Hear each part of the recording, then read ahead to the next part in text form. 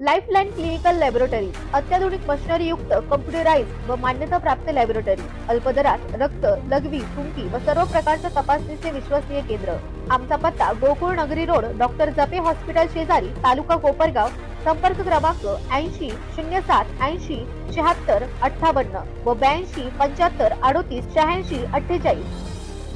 राष्ट्रवादी काँग्रेसच्या पक्षफुटीनंतर दोन्ही पक्ष एकाच दिवशी आपला वर्धापन दिन साजरा करत आहेत। राष्ट्रवादी अजित पवार पक्षाच्या वतीने मुंबईत वर्धापन दिन साजरा करत आहेत, तर राष्ट्रवादी शरद पवार पक्ष अहमदनगरमध्ये वर्धापन दिन साजरा करत आहेत। कोपरगाव येथे राष्ट्रवादी काँग्रेस पक्षाचा 25वा वर्धापन दिन राष्ट्रवादी अजित पवार गटाचे आमदार आशुतोष काळे यांच्या मार्गदर्शनाखाली मोठ्या उत्साहात साजरा करण्यात आला।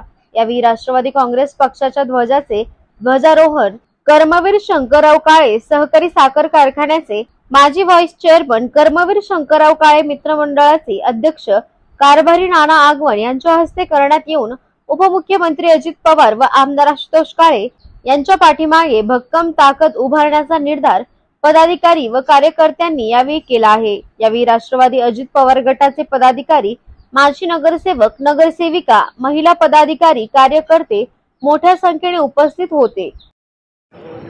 आज आपल्या राष्ट्रवादी पक्षाचा 25वा वर्धापन दिन मोठ्या उत्साहात आपण कोपरगावमध्ये माननीय कोपरगाव तालुक्याचे लोकप्रिय आमदार आशुतोष दादा यांच्या नेतृत्वाखाली साजरा करण्यात आलेला आहे। तेव्हा या राष्ट्रवादीच्या वर्धापन दिनाच्या निमित्ताने या कोपरगाव मतदारसंघातील सर्व जनतेला मी शुभेच्छा देतो आणि सर्व मतदार बंधू भगिनींनी आपले आशुतोष दादा काळे तसेच माननीय अजितदादा पवार उपमुख्यमंत्री यांच्या पाठीशी आपण विकासाच्या कामासाठी कोपरगाव तालुक्याचा विकास घडवायचा असेल तर अजितदादाच्या पाठीमागे आपण आशुतोषदादाच्या सहकार्याने आपण सर्वांनी ताकदीने उभं राहिले पाहिजे।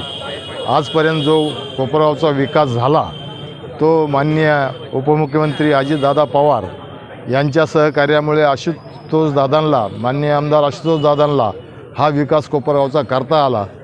राहिलेला थोडाफार जो विकास आहे तोही आपण या 4-6 महिन्यामध्ये भरून काढण्याचा आपण प्रयत्न करणार आहोत।